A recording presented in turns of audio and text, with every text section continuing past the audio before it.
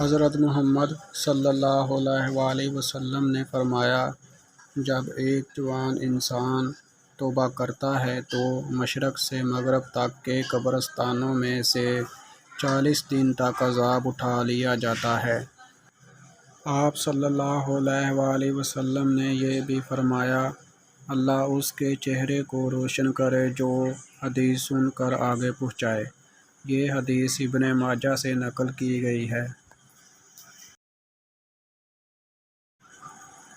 نبی کریم صلی اللہ علیہ وآلہ وسلم نے ارشاد فرمایا کہ تم جو کچھ بھی اپنی اہل و عیال پر خرچ کرو گے اس کا تمہیں اجر دیا جائے گا، یہاں تک کہ ایک لقمہ جو تم اپنی بیوی کے منہ میں ڈالو گے اس کا بھی تمہیں اجر و ثواب دیا جائے گا۔